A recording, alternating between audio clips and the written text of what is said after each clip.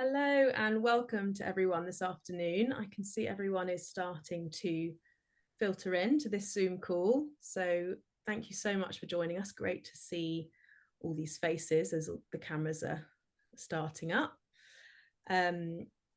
We are so pleased to have people from across the country on this call today. So we would love it if you would put your name, your organisation and where you are in the country into the chat so that we can just start to get a bit of a sense of the different places and locations that are represented here today.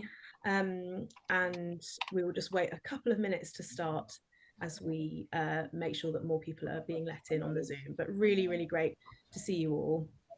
And we were so delighted as the Eventbrite registrations came in for this event to see that there are loads of people here today from churches, from faith groups, from faith-based organisations.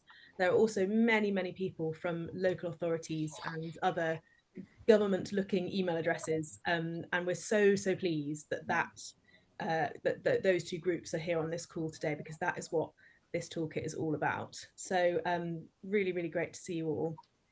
And for those just coming in, if you could just put your name, your organisation and where you're at in the country in the chat.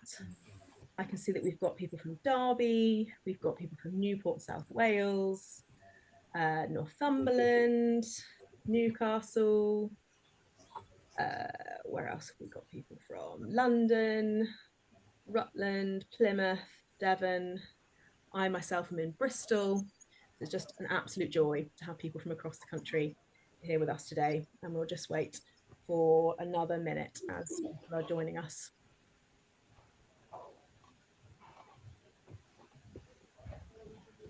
If you could just make sure that you're muted, if you're in a noisy office, or really if you're just anywhere, if you could make sure that your Zoom is on mute. I think I can hear somebody's microphone. It will just help us really focus on the speakers who we're going to listen to today. Great, I can see more people coming through from Hampshire, Suffolk, Worcestershire, Buckinghamshire, Christchurch and Poole. Welcome, it's really great to see you. I'm just going to wait until my clock says 3 past and then we will get going. There we go. So fab, I will start because we've got lots to get through in this launch event today. I want to make sure that we have plenty of time for the Q&A that we're going to have at the end. So if you find yourself with questions, with comments, with things you want to ask, please do make a note of those, and we're going to have about 10 minutes for Q&A at the end of this session. But welcome to the ChurchWorks Family Hubs Toolkit launch. And we are just delighted to have produced and written and launched today this toolkit, which will help churches and faith groups partner better to partner on family hubs.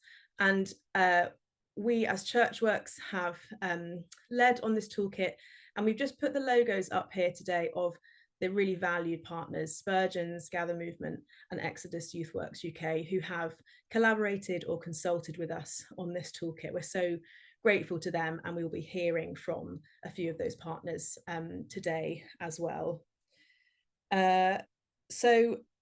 If you registered for this event before Friday, you hopefully received the agenda. But what we're going to be doing today is hearing a bit about who ChurchWorks is and where this idea has come from.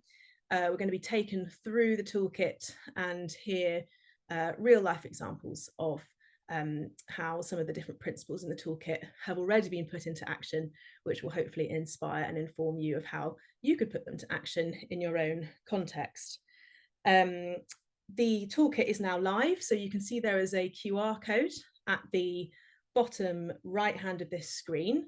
Please put your smartphones up to that and have a little look through the toolkit if you would like. The QR code is at the bottom of each slide if you want to look at it a bit later, and we will of course email you the link to the toolkit afterwards. But if you also go to churchworks.org.uk, which will come up in a slide or two's time, you can access it on your laptop or your desktop as well. So plenty of ways to look at the toolkit, but we are going to be showing it to you in this launch. The only other piece of housekeeping I need to do is just that we are recording this launch, So please be aware of that if you ask any questions, and you'll be able to access the recording and share it afterwards, and we'll put it on our YouTube. So I think that's the introductory spiel from me. So we're now going to just move on to a very quick temperature check. So this is using Slido, which is an online polling tool that, again, you should be able to put your phone up to that QR code. That's the only QR code in this presentation that isn't for the toolkit. So if you would just be so kind as to put your phones up, your cameras up to that QR code, it should take you to a little poll that will just ask you the question of where are you at in your Family Hub faith journey? So the interaction of faith and Family Hubs. And I think 1 is I'm absolutely at the beginning of thinking about this, and 5 is I do this day in, day out, and it's the water I swim in. We're just going to have a little couple of minutes to gauge sort of where different people on this call are at with that question. So hopefully we should start to see those answers coming in on the page. Brilliant, here we go. So we'll just give a couple of minutes for people to put their answers in. I am 7 months pregnant, so I'm afraid I'm quite breathy. If you've noticed that, I don't know. So I apologise, I'm a bit out of breath, but that comes with the territory of having a 7-month-old baby in your womb.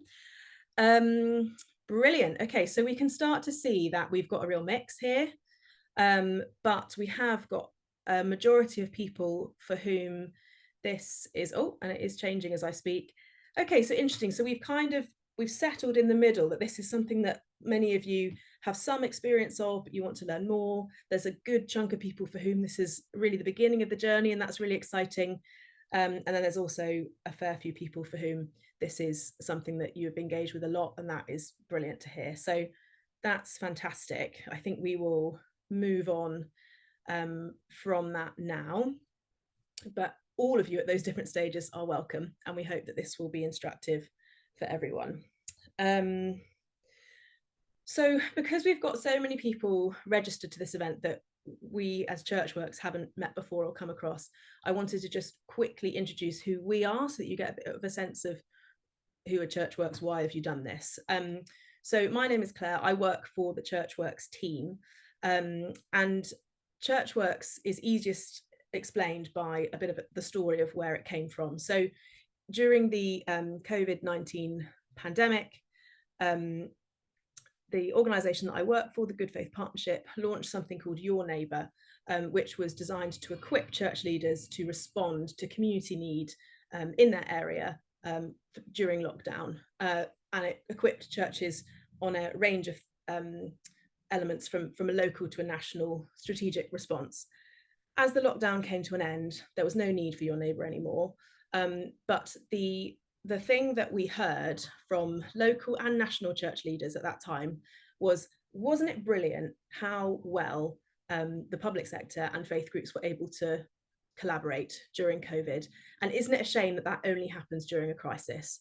Can we create something that equips that partnership for the long haul, not just in crisis? And that is really what ChurchWorks exists to do. So ChurchWorks, we have 26 senior church leaders who are our commissioners from 16 commissioning organisations, which are the 16 major UK church denominations and umbrella bodies in the UK.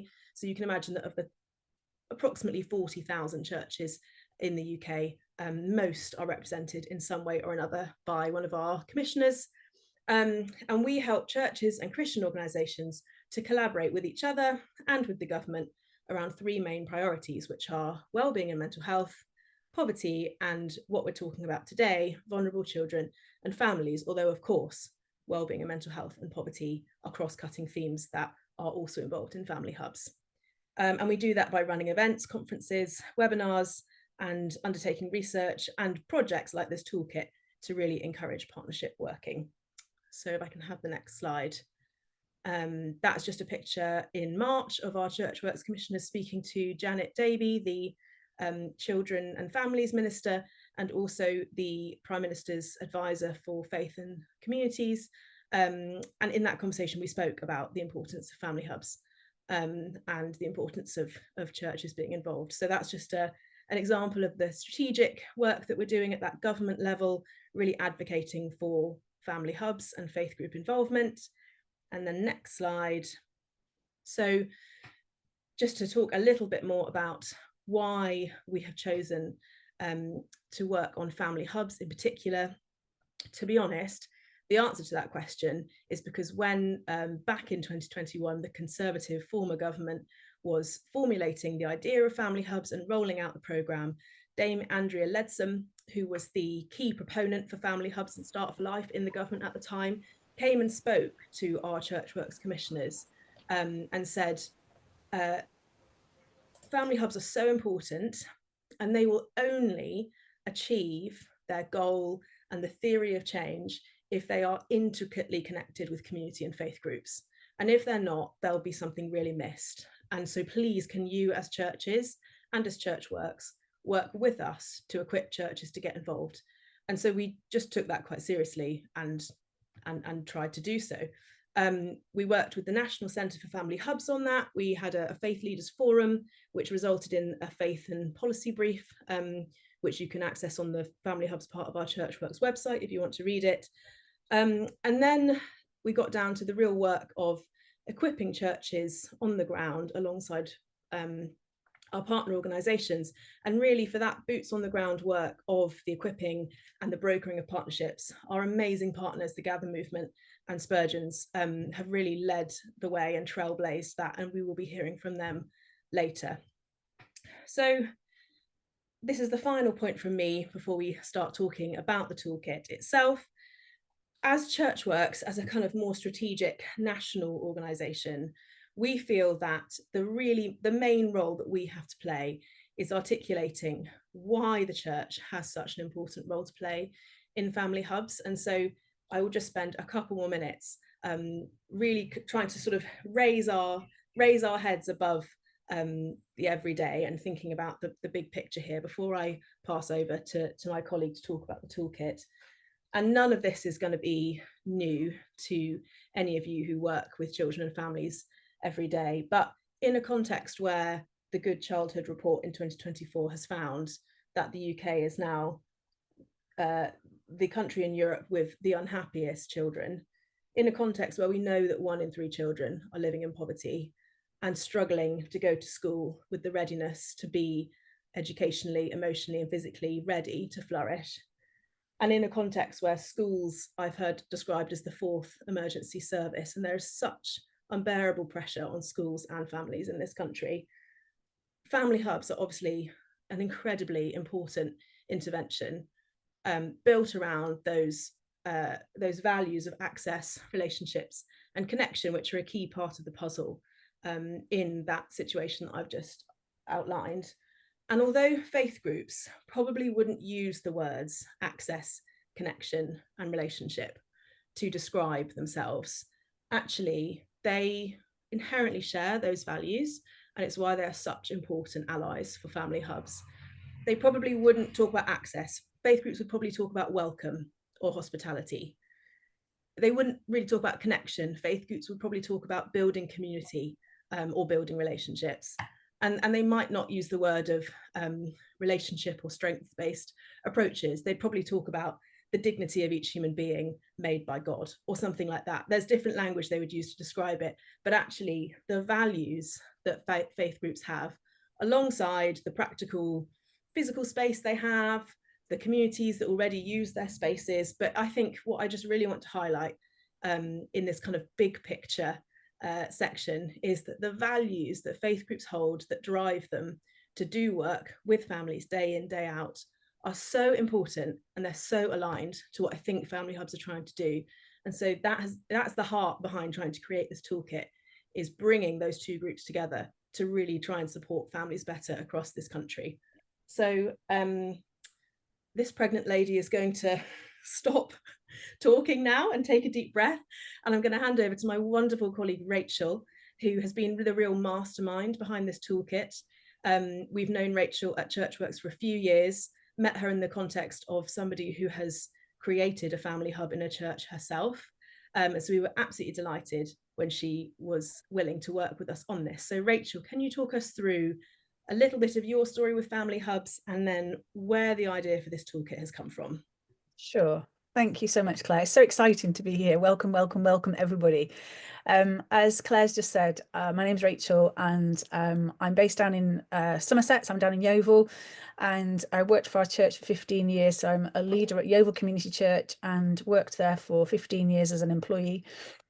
And as part of our journey there and my work there, we supported families. So we had a commissioned contract with our local authority for about 13, 14 years. And in that context, accidentally set up a family hub way before the government were talking about them and building frameworks for them.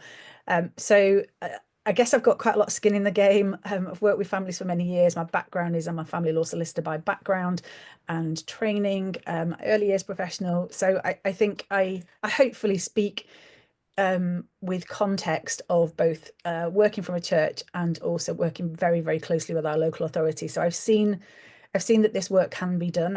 I've seen with my own eyes, and hundreds of thousands of families in our local area have benefited from churches and local authority working really closely together. So that's the context within which I welcome you all and share some of my knowledge and this toolkit with you all. So just in case there's anybody on this call who's like, I really don't know what family hubs are, and I accidentally booked myself into this call. Family hubs are like a one-stop shop. They're a local space where families, any family, can come if they've got children aged 0 to 19 or up to 25 if they've got special educational needs or a disability. And as Claire said, that they can make connections, they can receive support, they can build relationships, and that's what we're talking about today. And I think if I could just pick it up with what's been going on in the last couple of years government-wise. So back in 2021, the government said we want to fund family hubs. We recognise that they're really important to our communities. So we're going to give some funding to some local authorities. So 75 local authorities received, some funding to be able to make this a reality. And with the change in government, there was some uncertainty. But in early 2025, the new Labour government announced £126 million to continue support for family hubs, at least for the next year. And as part of that, they wrote some expectations. So, for instance, there's an expectation within those within the delivery expectations for family hubs that local authorities will work with the local voluntary community and faith sector, which is good news for everyone. And so that's kind of like the playing field from which I want to share the journey that we've gone on as ChurchWorks and why we've ended up where we are today.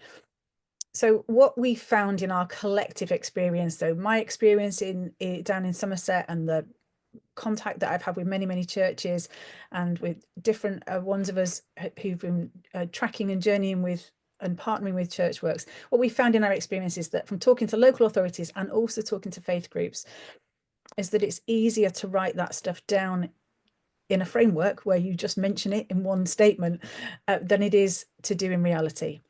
So as a result of that, we hope that this toolkit is going to fill some of that gap. And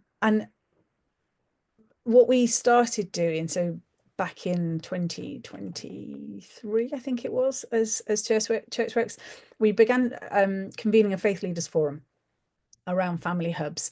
And during that time, we were exploring what the next steps might be. We were working with the National Centre for Family Hubs.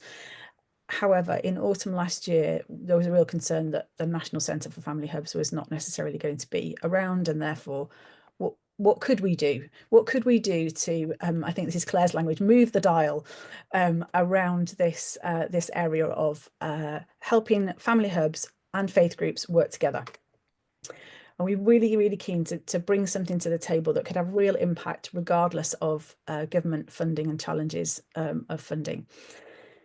So knowing that many churches want to be able to support families and many of them want to work more closely with the public sector and different civic spaces, but not necessarily knowing where to start, we became convinced that a toolkit was a way forward, that a toolkit that really kind of went into some of the the detail of the possibility and the how, or the questions to ask, was something that we could really do to help really move the dial. So we wanted it to have contextual relevance for both people in the civic space as well as for churches and faith groups. And so what we've done is we've developed this toolkit in consultation with Spurgeon's, with Gather Movement, with Exodus Youth Works, and also our representatives from different ChurchWorks denominations, as Claire has mentioned. And so what we really want with this toolkit is that it's going to, the idea is that it's a helpful toolkit. Hopefully it's got lots and lots of detail and useful things in it. There might be things that are missing in it, and that's okay. But hopefully it's one place where we have tried to gather some of those things that are going to scratch the itch if you've got the itch, are going to clarify some things if you need some things clarifying, going to help you know where to start if you don't know where to start. So we've tried really hard to pitch the toolkit so that whether you are really, really new to this or you want to go a bit deeper, there's something in it for all of you. So without further ado, what we're going to do is we're going to start actually looking at the toolkit. So Claire has mentioned that there's a QR code. So on every slide that's going to come up now, there's going to be the QR code. But don't worry if your smartphone isn't picking up the QR code or it's distracting for you. What I've done is done some screen grabs.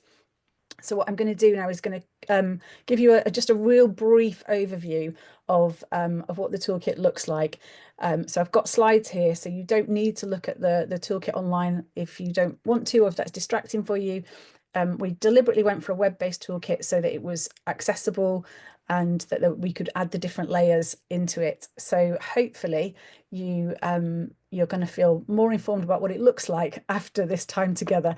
But there's lots and lots in it, so you will hopefully enjoy delving deeper into it once we have come off this call and you actually start being able to actually use it and put it into practice. So the toolkit itself has got different tools for different sort of templates, tools, case studies, etc. And what we have done is that we have designed the toolkit so that you can look at everything that's in it, or you can also look at just the things that are particularly relevant for you. So on the slide here, if this was the live website, if I clicked I'm from a local authority or civic organisation, it would click me through to the sections and it would be filtered so that it's particularly relevant for me. And if I click the I'm from a church or a faith group, it would do the same. It would be particularly for me.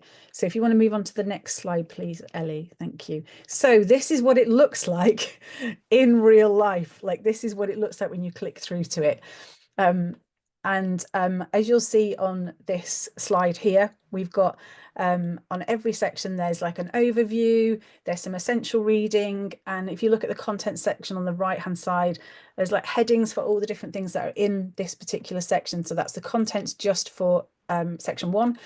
And then there's also a deep dive bit. So you can kind of scan through it, go to the bits that you want to go to, the things that are really important to you or you're wondering about. And so that you can dip into it and out of it, so you don't have to like read everything that's in it, because there's thousands and thousands of words in it. But hopefully the contents and the way that it's set up will help you really understand where you want to go with it, so that you should be able to drive through it. Can you go to the next slide, please? Thank you. So just to show you on this one, so this is if you were going through the church side of it, this is part of section 1. If you're going through the church route, helps you kind of look at it. So why should churches get involved? What is it that we bring? And then if you go to the next slide, please, Ellie. Thank you. But if you're looking at this from a local authority point of view, this is helpful to kind of start thinking about why you might involve the church. So can you see that the toolkit is specifically designed so that it's got context for civic and church. Thank you. Next slide. Thank you. I just wanted to highlight this particular one. So this is, again, still in section 1. There's reference in 2 or 3 spaces within the toolkit of an intentional welcome. And when we were going through the sort of testing stages of the toolkit,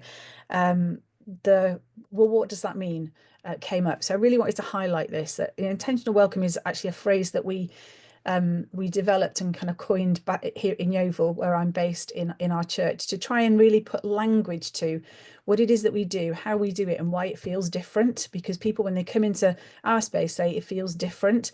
So it's that deliberate approach to hospitality, and that we're anticipating the diverse backgrounds of everybody that comes through our doors. And that we are trying to actively reduce barriers. So I just wanted to highlight that if you come across the word intentional welcome, when you start flicking through it, there's a whole section here that tries to explain what that is. Thank you. Next slide, Ellie. And then if we go into then section 2, so section 2 is our section that's understanding churches and faith groups. So this is down the civic side. So this is really trying to help our local authorities, our whether that's health, etc., understand what what churches and faith groups might be. So it's sort of some like demystifying some jargon and things like that, but also some case studies. Next slide, please. Thank you. Thank you. So, for instance, there's case studies. So this one happens to be the church that that I'm in, and some of the work that I've done is in there. It's a really short case study, but hopefully gives you a flavour of the sort of thing that is possible. And we really wanted to include that into the toolkit. Next slide, thank you. And then equally, so in the same way that we've got a section understanding churches and faith groups, we've also got this section here that is understanding local authorities and the civic space. When I've talked with many churches who are really wanting to step more into this to this area and work with the local authority in the civic spaces, that they said we don't know where to start, or the language is really confusing. So within this section of the toolkit, there are yes, there's case studies, but there's also questions that we can ask. There's an understanding of different language and so on and so forth. So it's really trying to help us understand each other. And one of the reasons why we put all of these things in the toolkit together was so that it wasn't a toolkit just for churches or a toolkit just for local authorities, but actually we're bringing everybody together. Because if we believe in building partnerships, which we do, as section 4 is all about partnerships, if we believe in building partnerships, then we really wanted to bring all of that information and that context and hopefully those helpful tools together in one toolkit. So section 4 is all around building partnerships. So how we build those partnerships. It also addresses things like proselytism. So that's if you're a church, where does your faith stand, how you deal with your faith, how you respond to situations from a faith perspective, and hopefully a reassurance for both faith groups and also local authorities that we can, as faith groups, work really closely with our civic partners and still keep our faith identity without actually inadvertently offending or crossing lines. That there are ways of doing it, and that's really what we've wanted to do there. Also within section 4 is a section around identifying partners. So this is part of the practical stuff that you might see right the way throughout the toolkit, is practical things about do this and then try this and then try that. So this in section 4 here is one of the many examples that are contained within the toolkit of different like practical like detailed steps that you can take. It's not a you have to do this. Each section isn't a you have to do this particular thing, but hopefully that's an equipping for you as you journey through this work together. Is that the last of my slides for this bit, Ellie? Oh no, I've got this one. Thank you. So so also within our building partnerships, there's a helpful bit here on building trust. So it's really important that we if we're the local authority, that we listen to our faith leaders and what their priorities are, but also if we're the church, that we listen to our local authority leaders and officers. And one of the things that I've included here is one of the things that we've done for many years, probably about 20 years here in Yeovil, is periodically we've met with like the leader of the council, had a coffee and asked them, you know, what are the problems that you wish that you could solve, and what keeps you awake at night. So really humanizing and really getting under the skin of each other. So we hopefully that gives you a flavour of what those first few sections look like. And it's now my great privilege to hand over to Jane Moffat from Coventry City Council and Catherine Barker from Spurgeon's who are going to explain and expand a little bit on what building partnerships looks like. So would you both really briefly introduce yourselves, and then I will be quiet while you speak up. Jane, do you want to go first? Yeah, hi, hello everyone. I'm Jane Muffet. I'm an operational lead for early help for Coventry Children's Services, and I'm really glad to be here today. Hi, and I'm Catherine Barker from Spurgeon's Children's Charity. We deliver commissioned family hubs in several local authority areas and also help local authorities and churches to create church-based family hubs. And I have the privilege of asking Jane some tricky questions. This was set up as a conversation, but I think I've got all the power, so I'm going to make the most of it. Jane and I have known each other for a few years, and in all seriousness, I have really appreciated Jane's encouragement and insight around church and state working together in closer partnership. It's been really invaluable. So to get going with some questions, Jane, one of the things I personally really like about the Family Hubs Toolkit is the way it neatly allows the user to approach the topic from a church or civic perspective. Of course, I guess this highlights that these different perspectives really matter and actually can create barriers to working together. So I wondered if perhaps you can unpack for us from a local authority perspective why it is that some people working in local councils can seem reluctant sometimes to work with faith-based organisations. Yeah, that's a really great question. So I guess first and foremost, it's probably because it requires people to change. And we know that change is difficult. And it requires people to think differently than maybe they've thought before. It requires people to be brave and courageous. It requires people to let go of power and control. And traditionally, organisations like local authorities have been very used to holding the power and control on services like delivering children and family work. It requires people to think deeply, maybe, rather than just acting.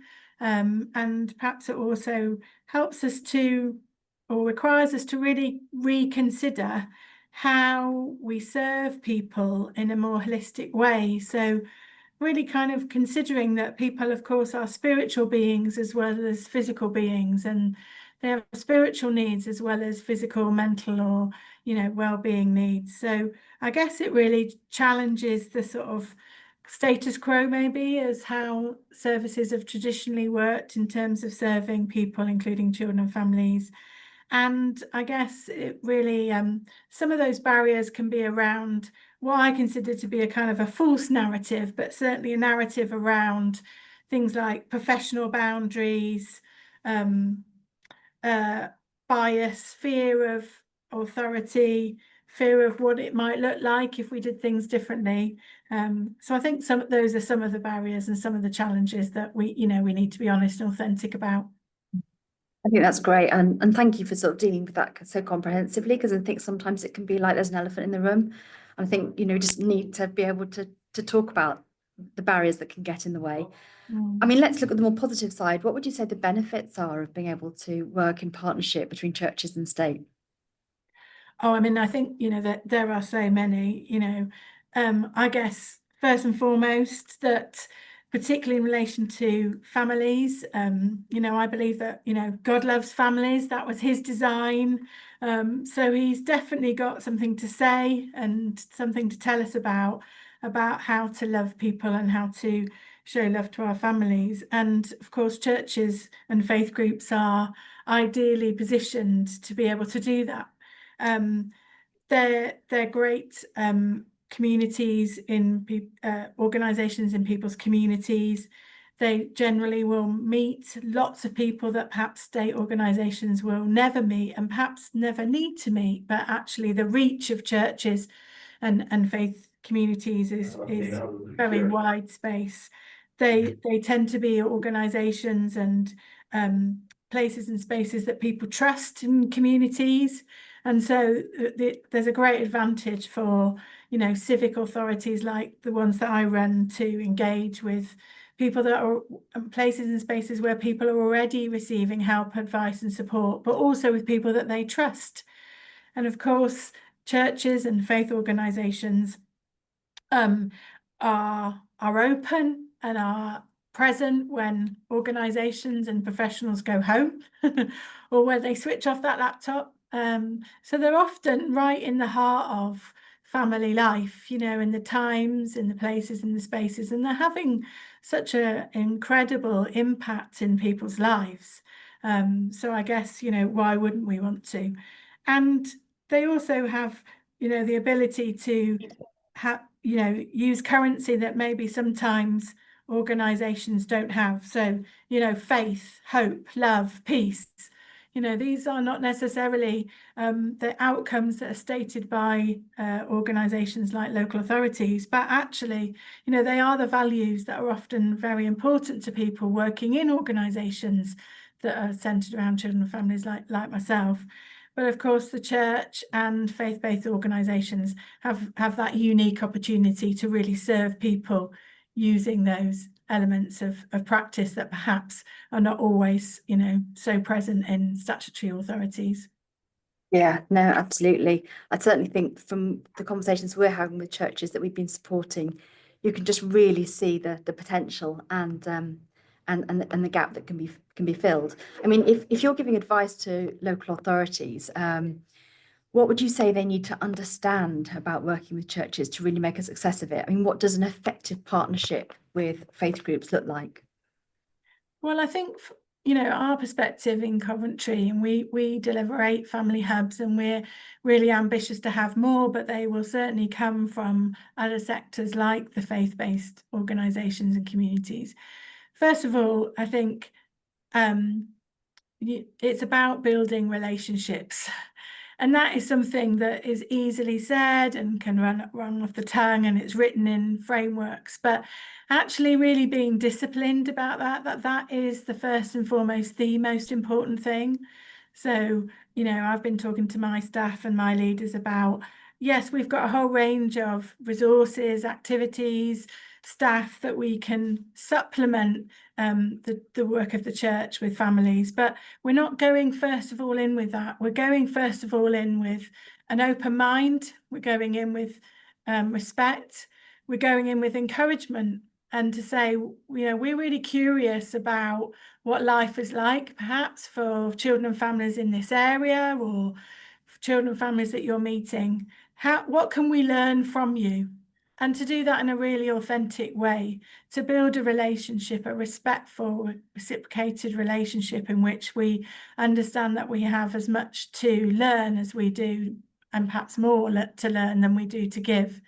So really spending time doing that in a way that you would if you were building a new relationship with anyone.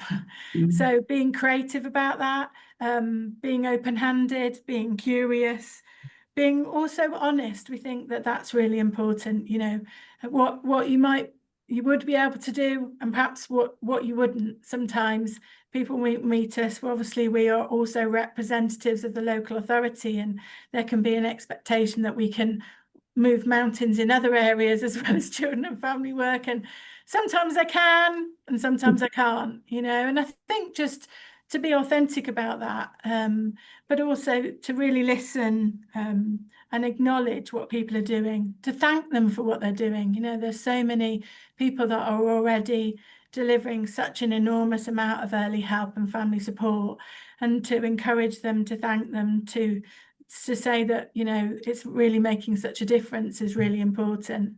And then to be curious about how each other's roles and responsibilities can complement one another. And it is that taking time to be curious and to see how that relationship could develop and what that partnership could look like. So we'd be really encouraging local authorities like us not to have a kind of a set mindset on that, you know, or this is what we want it to look like, but to really go into a sort of a phase of discovery before we go immediately into action. And that can be challenging. So myself and local authorities, we often, you know, about action and doing, and that's really important. People don't want to just talk, you know, and not see the action. But I think that stage of discovering one another and appreciating what each side of the partnership can bring is really important. And of course, that helps to bring the trust that Rachel was talking about earlier. That's absolutely essential, isn't it, in any positive relationship, is building that trust, that you've got each other's backs, that, you know, you work things through, and that you're, of course, thinking the best of each other right from the beginning. Brilliant. Yeah, I think you're absolutely right about trust, and transparency. I think that's so helpful. Last question, what difference do you think the toolkit can make to both parties? And can you give us any examples of success of this kind of partnership working that you've experienced? Yeah, so I mean, I think it's really helpful to have a how-to guide, because I think, you know, often there'll be documents and program guides, a little bit like the Family Hub program guide, that will describe the what and perhaps a bit of the why. It'll tell us what we need to achieve, but it won't really tell you how to do that. And certainly in the work that I've done across the region, people really want that lived experience and some of that how to, often that confidence of how to make a start. So I think it's really helpful to have some of those really practical tools, like, you know, what would an introductory email look like? How are you going to get off the starting blocks? I think is really helpful. It's really helpful as well to reflect on kind of the other perspective. So there may well be people that want to do this work, say, for example, from the Family Hub side, that aren't particularly confident or competent, or aren't very familiar with kind of church life. And I think that the toolkit helps you to sort of at least have a starting point on that and the kind of things that you might need to be thinking about. And then from the church's point of view, just doing some of that myth busting of, you know, what that machine means when you're interacting with a civic authority like a local authority. I think that that's just really helpful. So it gives people perhaps that confidence to get going, to activate those partnerships, and helpful to consider those different possibilities of the different things that also you could work on together. In terms of an example, we're involved here in Coventry of some mapping work, and I think that Mark's on the call. He's going to talk a little bit more about that a little bit later. But also we've had a long-standing relationship now with one of our Christian organisations in the city called Coffee Tots, and they're a family support offer, perhaps a little bit like the work that Rachel's done in Yeovil. They've been operating for 15 years here, right in the city centre of Coventry, meeting thousands and thousands of families every year through a cafe-based family support offer. And, you know, very much as I've described, Catherine and I just met. We started a friendship, a real relationship, understanding what each other's sort of mission in the city were. And now, for example, one of my family support practitioners is very much embedded as a regular member of staff down at Coffee Tots, really bringing that complementary offer. So understanding what they were doing, how they were doing that, and the massive impact that was having for lots of vulnerable families in Coventry. And again, not coming in then and saying, well, this is what you should be doing, or you could be doing that, but just saying, we just hang out with you for a while. And I've got a brilliant practitioner called Elsa, and she just hangs out with them once a week, every week. And there's loads of things that then have come out of that relationship, you know, in terms of the sort of additional support that we can bring. So that hopefully is a really good example of what it can look like. And I really hope that by people using the toolkit, they'll really just have that confidence to give it a go, and to really be bold and courageous and go for it. And my sort of last bit of advice would be, you know, to encourage you to search out the gold. There are many people in children and family work, both of course in the church, but also in local authorities, in health trusts, in all sorts of civic organisations that are doing this work because, not least because of their values, but often because of their faith. And once you've started to look for it, you will find it, and you'll find many diamonds as well. You'll find people that maybe don't yet currently describe themselves as people of faith, but they've certainly got a value base and something is driving them to do the work that they do. Family support is an enormous privilege, but it's a tough gig. So, sometimes, so it's got highs and it's got lows, but many people are coming into that work because of what they believe to be a good thing to do, a right thing to do, and a mission worth living for. So I'd really encourage you that through the work that you might do around mapping this work, or the work that you'll do using the toolkit, be expectant, be full of faith that you're going to find the gold and you're going to find the diamonds. Thank you so much. Thank you, Jane, and thank you, Catherine. Catherine, at one point it looked like you were in the server room, so I applaud you. When we work with families, we've got to expect the unexpected, haven't we? And we've got to pivot. And Catherine just did a little live explanation, a visualization of that as she was in the unexpected situation where she had to move.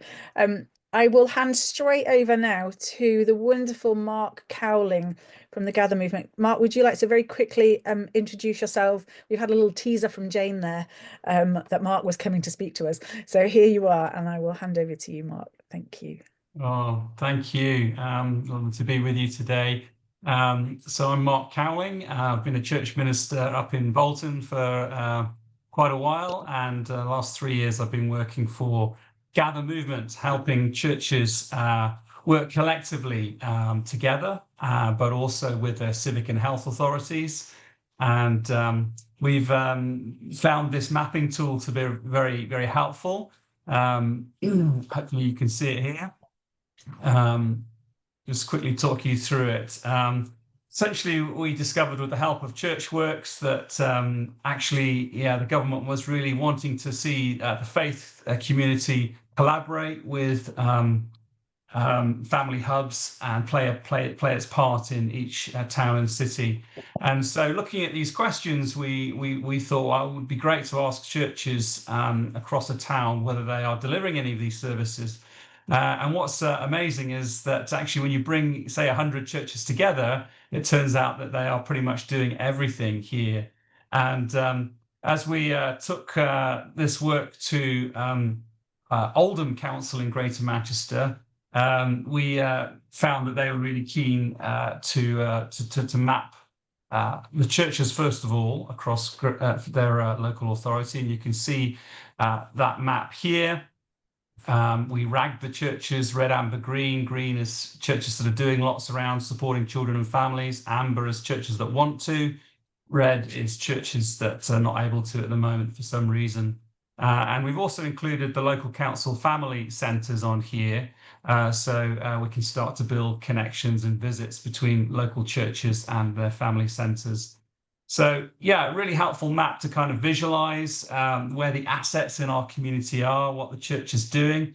But more importantly, actually behind this is an Excel sheet, which allows us to then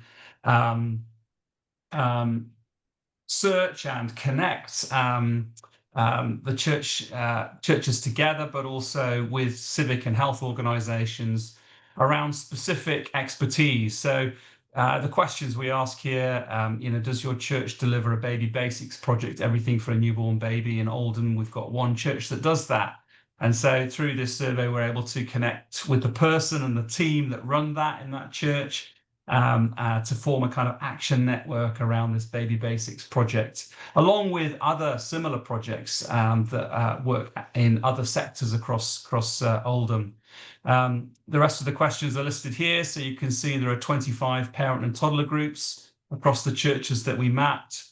And that actually, when we dug a bit deeper and found out how many kids attend parent and toddler groups, indicated that over 50% of all the early years children, the preschool children, will attend a church-based parent and toddler group before they start school.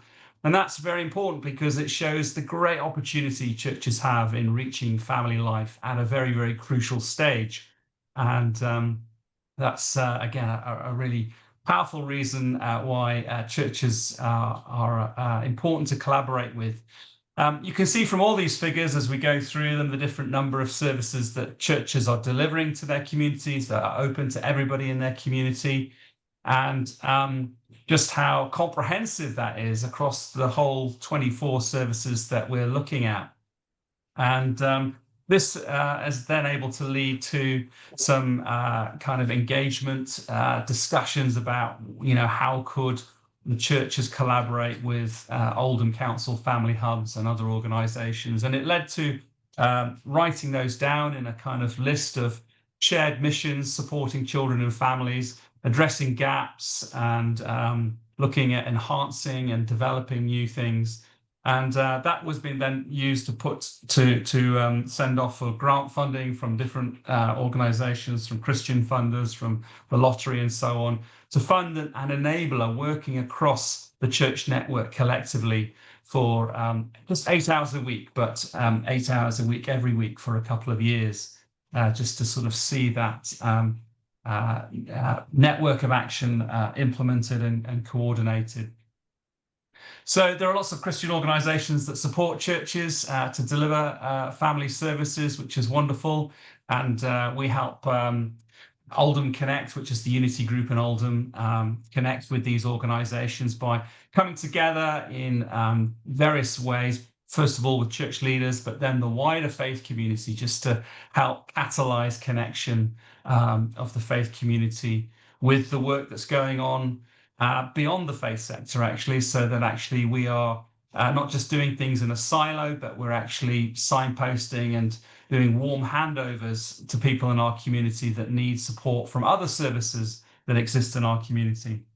We're doing this mapping in 27 local authorities, and actually we were excited that when Greater Manchester Combined Authority saw what we'd done in Oldham, they invited us to present at that level to all the 10 boroughs of Greater Manchester.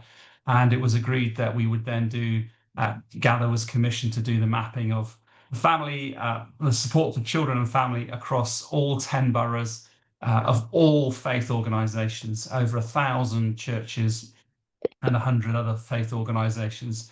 So yeah, it's been really good to see the church functioning, not just at the kind of parish level or just, hyper local, but actually beginning to collaborate with other churches to work at 4 tiers effectively. So the neighbourhood level, which is kind of the very local connection, and there's lots of civic structures that engage and work at that level, the front line in communities, but then actually the local authority as well, how we can engage with civic leaders like Jane to coordinate and pull together to support children and families. But then there's another level too.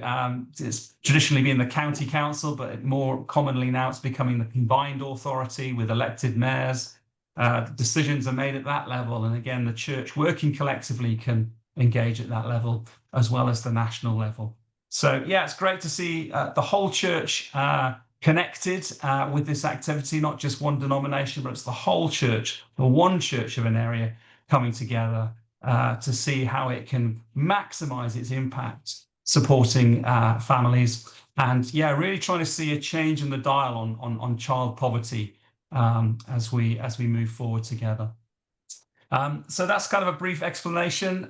Do get in touch if we can help you at all. But it's great to have Jane on the call, who's been amazing to work with in Coventry. I think in Oldham we mapped about over nearly 400 services that support children and families from all those 100 churches. In Coventry it was even higher. It was, I think, at the halfway stage, it was somewhere around 700 services that the churches are delivering week in, week out that support children and families. So Jane, I don't know whether you'd be just willing to share your experience about how the mapping has helped you as a council leader in this area. Yeah, thanks, Mark. Yeah, it's been great to work with Gather, and then for that to be then sort of deployed locally, so to an umbrella organisation inside of Coventry.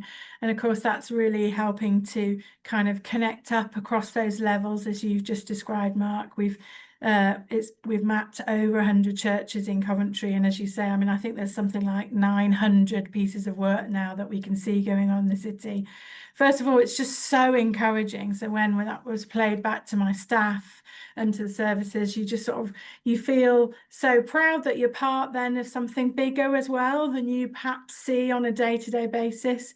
And then we've been able to start developing a strategy around how we're going to work with churches. So, you know, very much as I described before, we're starting with those ones that are green. So let's start with what's strong, supplement and complement what they're doing, and then we can move quite quickly into the churches who've perhaps really wanted to do some work but haven't known necessarily how to start. Of course, the connection isn't then just with us, if you like, as the local authority and our partnership, but also with each other.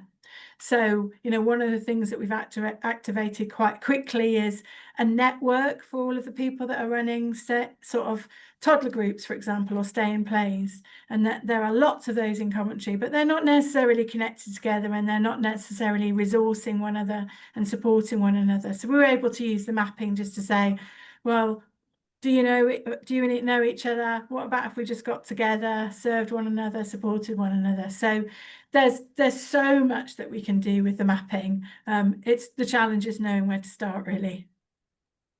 Thanks, Jane. So that's it from us. Thank you. Thank you both. That's really, really helpful. Thank you. It's me again now. So it's time for us to look again at the toolkit. So we'll look at section 5 for a couple of minutes, and then we'll hear from somebody else as well. So section 5 is designing the Family Hub toolkit, designing the Family Hub together. And there's a lot in this section to really help churches think about who they are, what they do, how they do it, and why they do it. So there's a section within the Designing the Family Hub together that talks about having a think about your faith position. So what is it that you're doing, and what how accessible is that? So there's some really, really helpful language in a report, Keeping the Faith report from Theos, the think tank, where it talks about low fat, half fat, or full fat activities.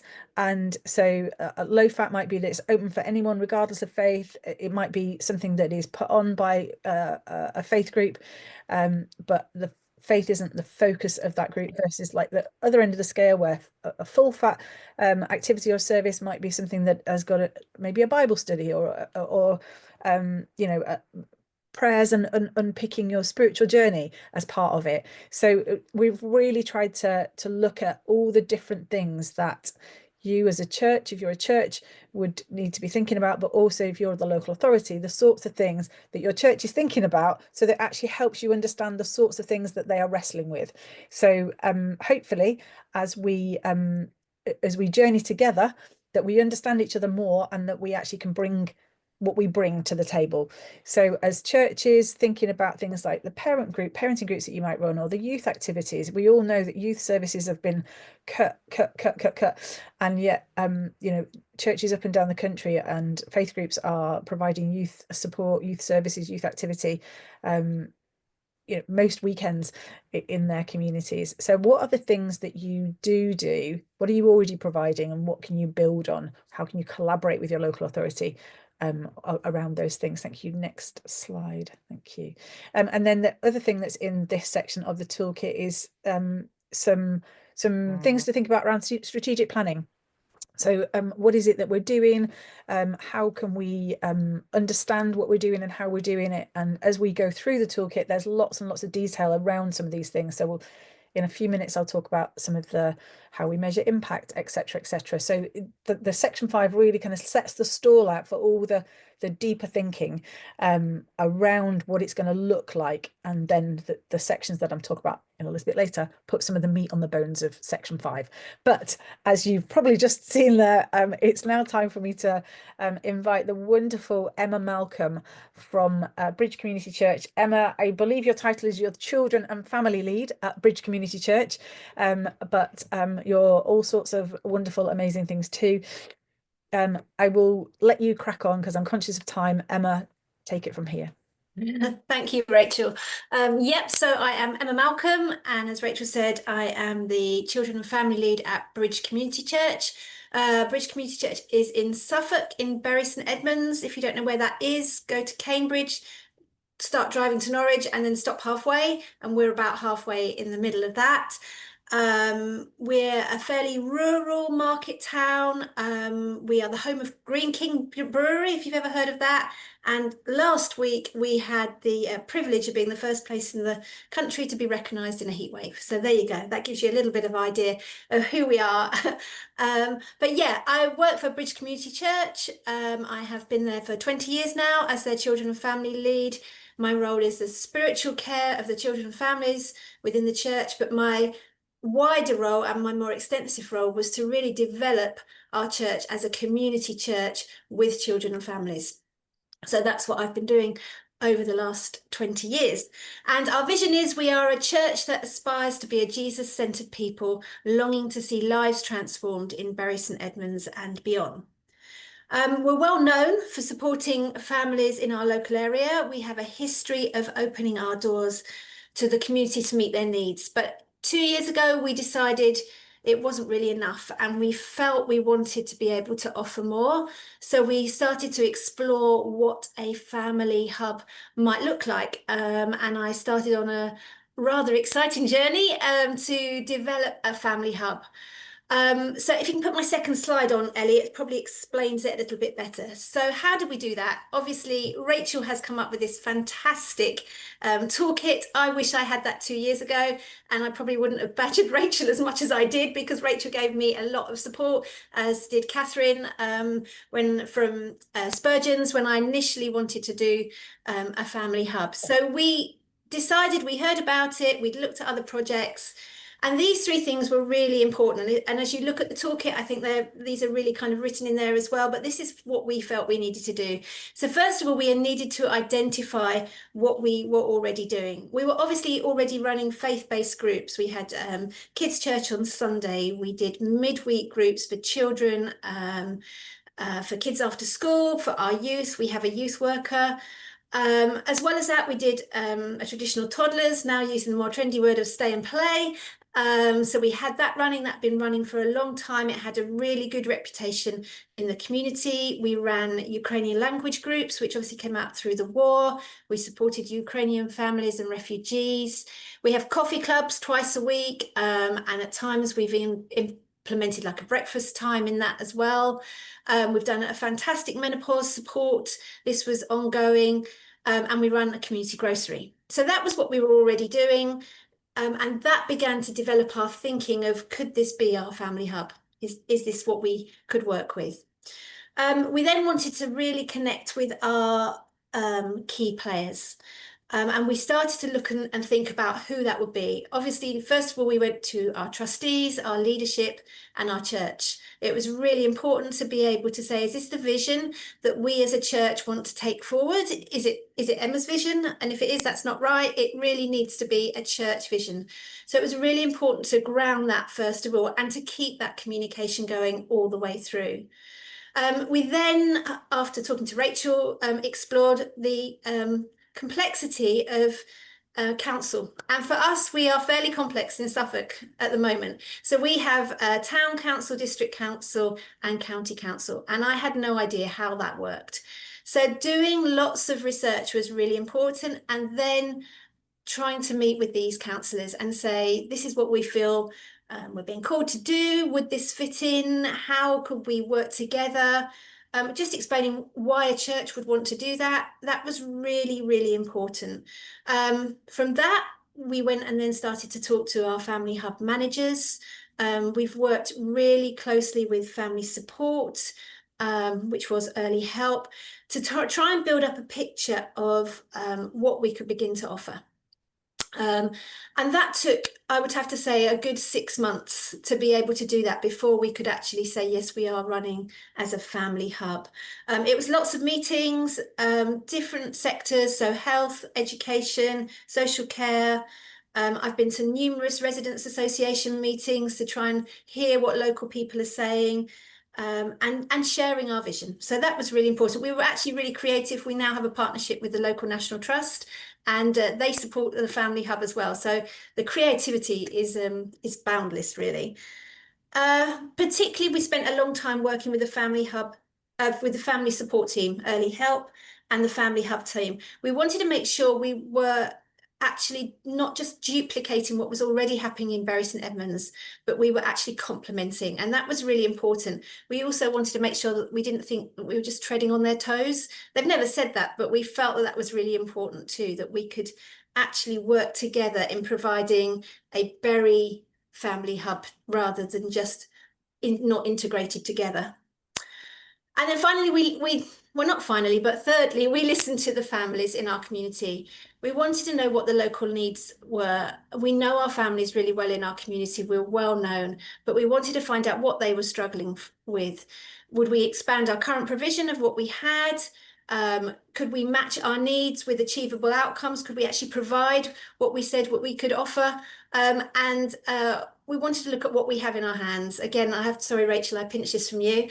But it's really important to say, what can we actually offer? What skills did we have? What talents did we have? What was our space like? And how could we best match that to the families in our community? So from that, we started our Family Hub 2 years ago. It began to evolve.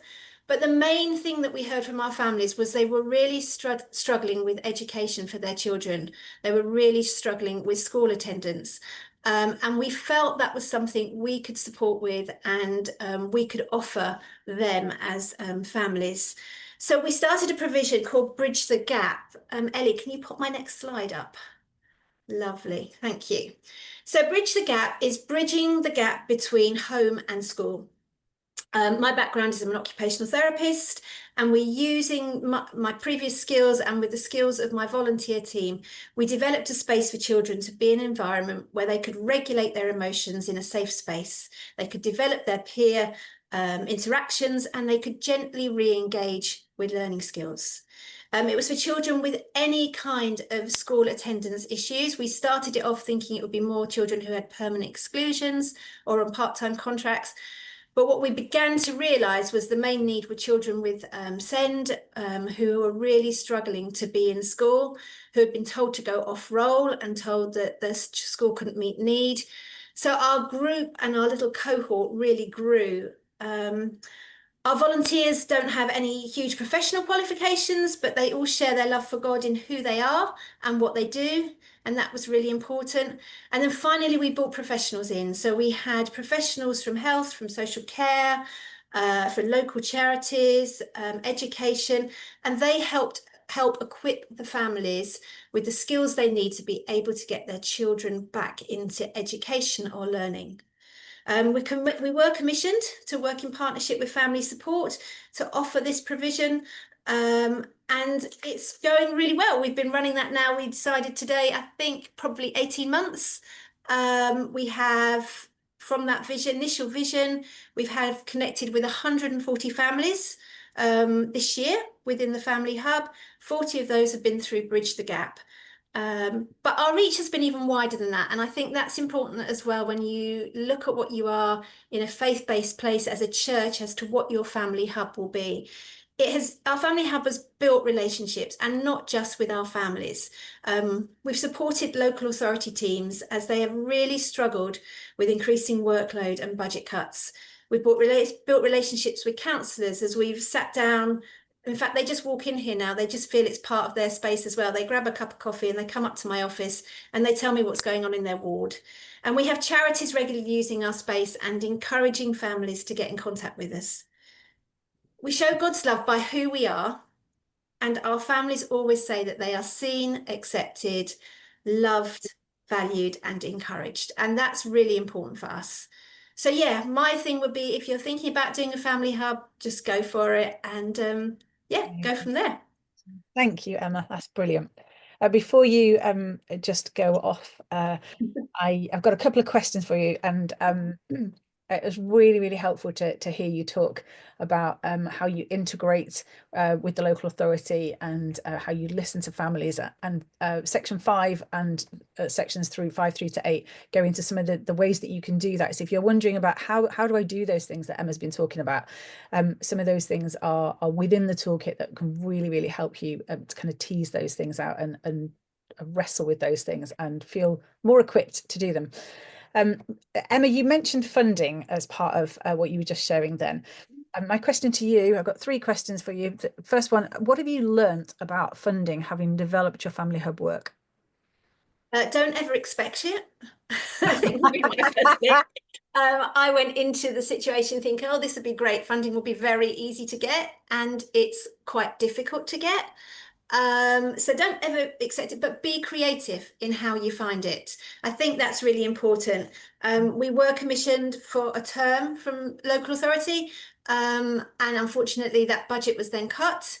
I'd upped my provision in that time as part of the agreement with them. I couldn't then take that away from families. So we've had to be far more creative in how we think of getting funding. I think you have to really build relationships to get funding, showcase what you're doing. So just by writing to someone, particularly locally, and say, this is what we do, could you support us? I always ask people to come and see what we're doing. So once people have walked through your door, they actually see the work they're doing and they think, oh, that's not just a church possibly asking for funds. I think as well, it takes a lot of time and detail. And I would find a detailed person if you can to do it. I am not a detailed person. And I'm not great at checking over things. We now have a file where we cut and paste a lot of our detail into funding, which really helps. And we have volunteers and check them, and that's really important. And the other thing I would say is always keep your data up to date.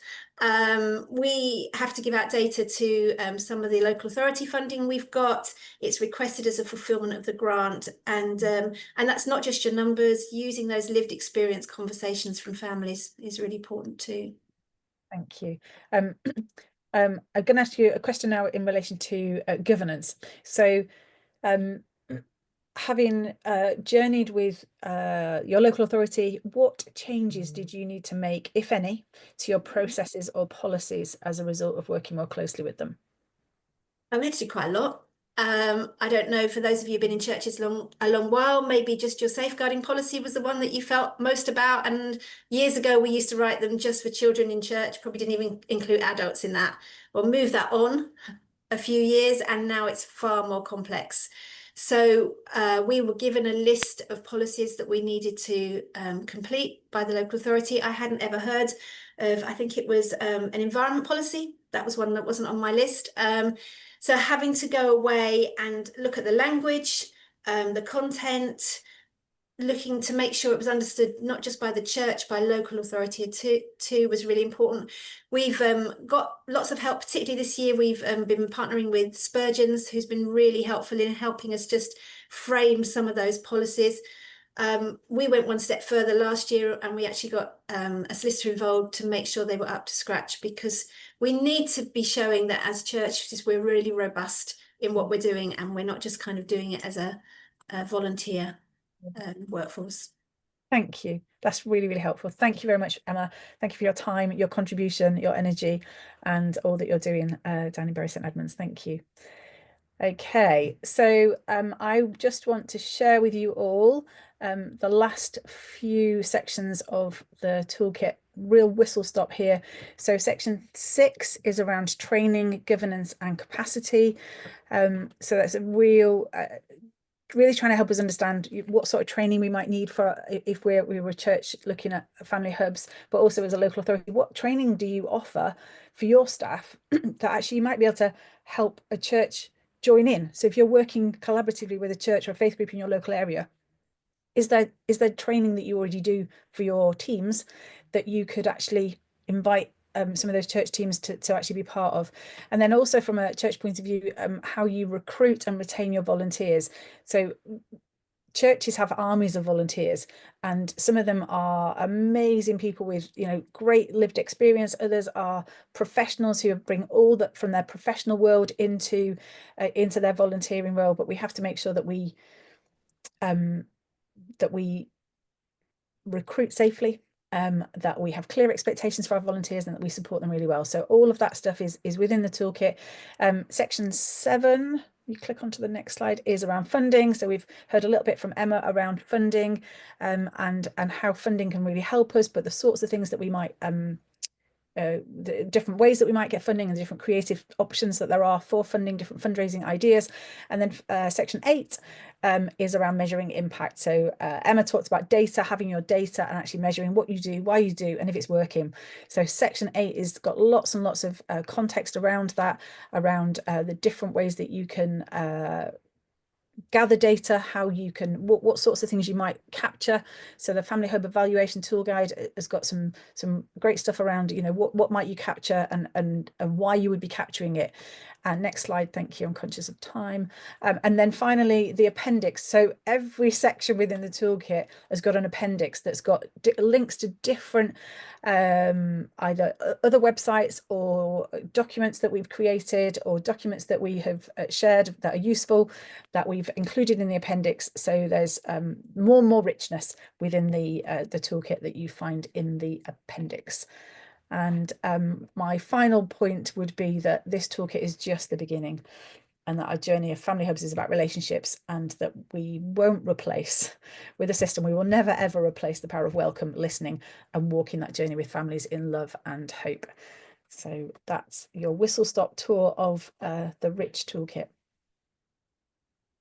There we go. I think that's amazing. Thank you so much, Rachel, and all of our fantastic partner organisations who've contributed there and really brought all of this to life. I'm just going to run us through some next steps really quickly, and then trying to just really guard some time for Q&A at the end. So yes, the next step slide is just coming up. Great. So what now? Well, obviously, we'd love you to visit and use the toolkit. That is what this is all about. And we will share the details and the links to get onto the toolkit afterwards. But you can see the web link is at the bottom as well. And if you just go to our ChurchWorks website, we put a big old burgundy banner up with the toolkit. So you should be able to find that nice and easily on the homepage. I particularly want to highlight the partner resources section, which is at the end of section 4. That has lots of links and short explanations to some of the amazing resources that our partners have, from partners who can help offer parenting courses or bereavement courses, or help you set up a certain type of group. There are all sorts on there, and then there's even more on the ChurchWorks partner website. So please do go and check those out. Please share the toolkit. If you are a church, consider sharing it with other churches in your area, and consider sharing it with your unity group or whatever vehicle churches and or faith groups use to engage with each other in your region. And if you're a local authority, please share this with your staff who might find it useful, and with other local authorities that you have contact with, or really just anybody who will find it useful. Build relationships, that's pretty obvious, and really this is all about, as Jane said, giving you the confidence and the tools to go and actually start building those relationships. And that takes me on to this penultimate point about then looking for the right support in doing that. For some people, this toolkit might be the thing you need to take the next step, but for others, you might need to be in contact with an organisation that could actually help you take that next step. And what I really want at the end of this event is for you to feel really confident about who you should contact. So let me just be really clear about the role of some of the different organisations on this call. So if you would like to talk at a national, strategic, government-facing level about family hubs, myself and ChurchWorks would love to hear from you, because that's the kind of level that we work at. If you want to think about, you know, creating a similar resource to this, if this at a different level, that's the kind of conversation that we can have.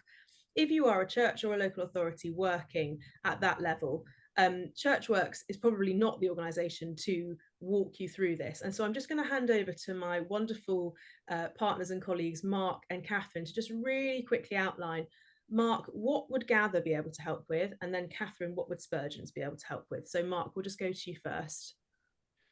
Thanks. Gather Moon would love to help offer any advice to you as a church leader or a Christian leader in your area about starting a conversation with your local authority around family hubs. We are able to put a quotation together for the cost of mapping. It's typically sort of between £3,000 and £7,000, depending on the size of the local authority. We would, if you're a civic leader, we'd love, and you want to know how to start to connect to your faith sector, then we can help. Do give us a call and we can help you in your area. And then finally, just, we really believe in the church being a network, a unity movement. And so if you want help thinking that through, how you would start that, how you develop that, do please contact us. Thank you. Brilliant, thank you. That's so clear. Catherine, how about Spurgeons? Oh, sorry, Catherine, you've just gone off mute and then on mute again. Oh, sorry. Can you hear me now? I hope there's not too much background noise. Yeah, so Spurgeons, we're working with churches to help them become church family hubs. And the way we do that is we come alongside churches and find out what their vision is in terms of reaching and engaging with families and children in their community. And we help them achieve what they want to achieve. It may be quite small scale, it might be quite big scale, but the key thing is to help them achieve their ambitions. It's about helping with governance, volunteer recruitment and training, helping them engage with their local family hub network, with local authorities and other partners, and very importantly about measuring the difference that they make, so that they can show to their church what they're doing, they can show to their local authority what they're doing, and they can show to funders as well. So that whole journey is something that we want to do, and we're providing them with ongoing support. So do come and talk to us about what you're interested in. Brilliant, thank you so much. And then the final point on next steps here is just we at ChurchWorks would love to hear what happens. If you have a positive experience with the toolkit, we would love to, just drop us an email or a social media post just telling us how you found it. If you have feedback on the toolkit, it would be great to hear that.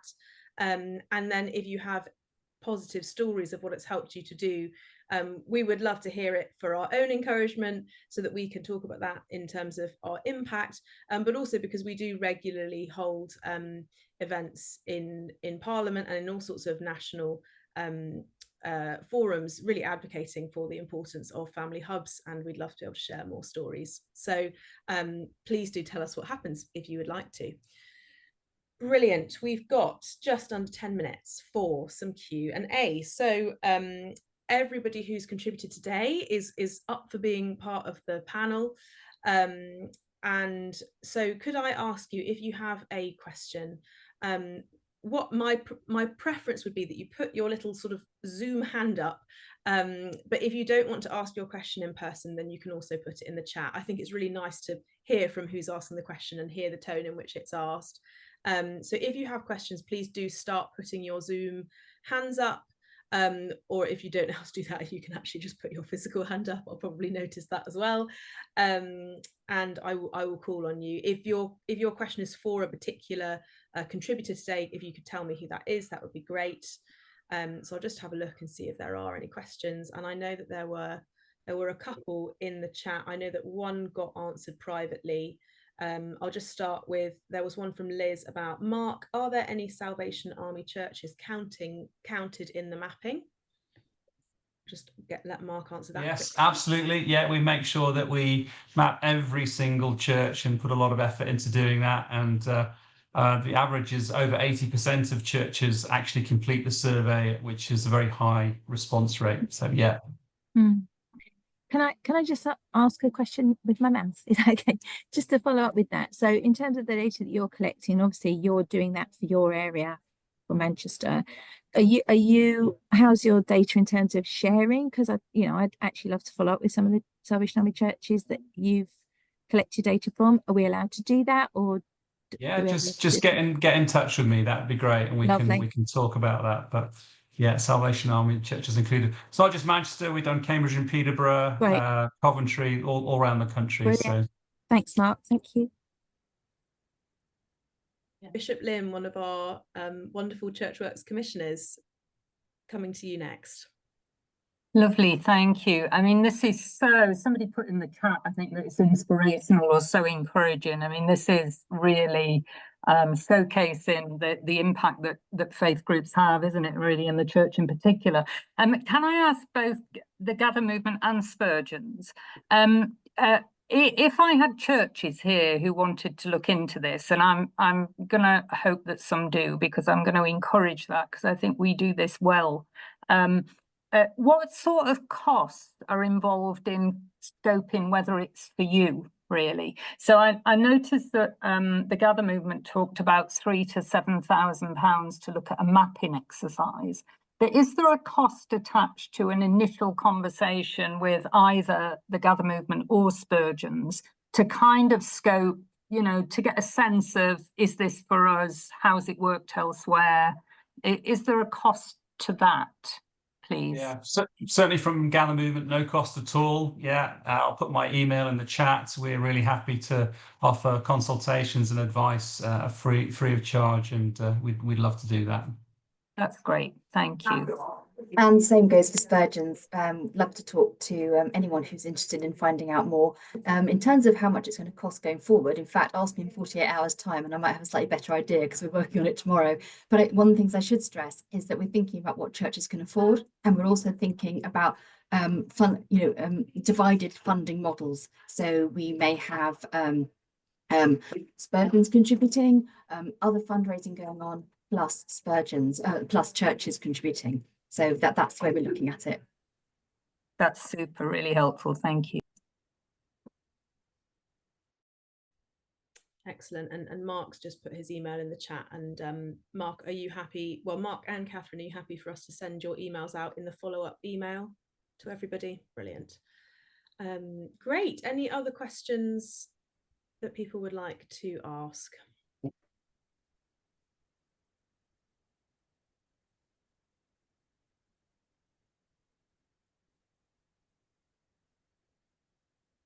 Or just any comments that anybody would like to make?